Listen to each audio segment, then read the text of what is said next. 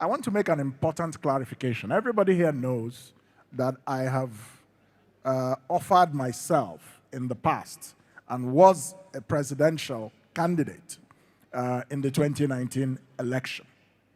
And even in the 2023 cycle, I also offered myself in the context of my political party, but did not get the ticket for reasons that my resignation letter from the political party stated very clearly, and which was what Dr. Babayo was referring to. And the reality is that many political parties, especially the smaller ones, that many of us had thought would be effective counterweights to the APC and the PDP, because we were not happy with what people saw as political corruption in APC and PDP, and so we decided to try alternative vehicles. I can tell you flat out that many of these parties are worse than the big parties we complain about. Let me explain.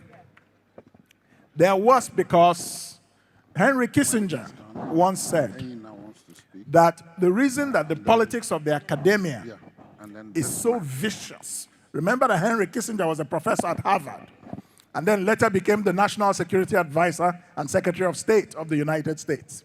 And so reflecting on his time in academia, he said, the reason the politics of the academia is so vicious is precisely because the stakes are so small. Maybe people are fighting to death about who will become the head of department. Maybe people are fighting to death about who will control some research grant, right? So extrapolate this to the national political situation and you will get what I'm saying. Many of these parties, not all, I'm not saying all, but many, they're not even serious about winning elections. Certainly not the presidential election. The reason some of them exist is simply to become trading platforms, either aligning with the big parties or taking money from candidates, but they're not serious about fielding competitive candidates for elections. They're just looking, yes, they're either surrogates or party officials are looking for who will bring money to them in order to get the ticket, and if you don't, they can bypass you and pick people that other people can objectively look at and say, was this really the best choice? Do you understand what I'm saying? So this is the point that I was trying to make concerning that particular issue about our democracy. Many of our political parties are not serious. They're not in this to win. It's a trading, it's a hustle for them. And so then, what makes them better than APC or PDP? We complain about APC and PDP. Yeah, 100 million naira form. It's a matter of scale. In some parties, the form may be 20 million or 15 million or 30, but the same issue is taking place. So, but that's by the way. Let me address the matter of zoning very briefly.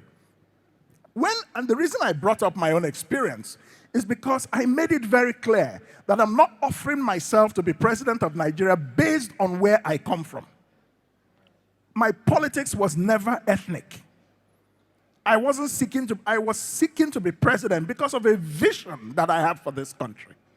But that is not inconsistent with the matter of equity and social justice. I have finally landed.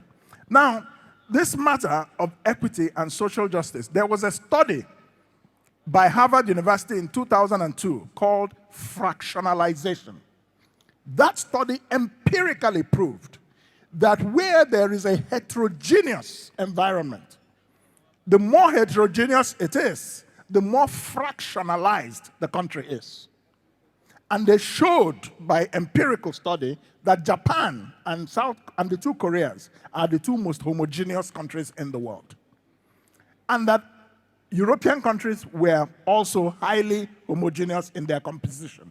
But that African countries tended to be the most heterogeneous countries on earth. Empirically proved. And that is one of the reasons why in Africa there is a lot of division. And democracy can, if it is not very well managed, contribute to fractionalization. How do you solve that? You can develop a democracy that suits your own local environment.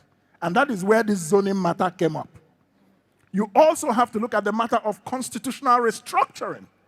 Because the only way you manage a big, diverse federal state is through a federal system. And that's why you see America, it's federalism, Australia, Canada, Germany, Brazil, India, so many countries that are big and also have heterogeneous populations tend to be federal states. But in Nigeria, we are running away from the matter of constitutional restructuring. Then we're not serious.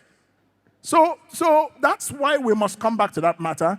And then we must come back to the matter of zoning. In the matter of constitutional restructuring, we can look at, it's a debate, we can look at, should the presidency, for example, rotate across the 6 geopolitical zones?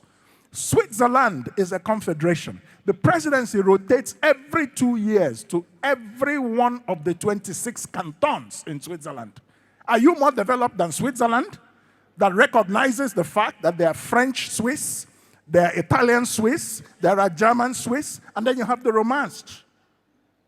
So in Nigeria, we tend to, I don't believe in running away from issues. Let's solve the problem. In other words, for our own peculiar environment, we should look at, one, a return to proper federalism. Because that is the only way we can also break the economic logjam we are facing in this country, which Dr. Babayo talked about, which is a threat to the 2023 elections. If the economy of this country implodes, combined with security crisis, before 2023, you'll see what will happen. I can tell you that. Well, let's hope so. But the fact of the matter is, and why is this happening? It's because politics, vested interests, is what is running Nigeria's economy today. Nigeria's economy is not being run by sound economic principles or competence. No. Let me stop here.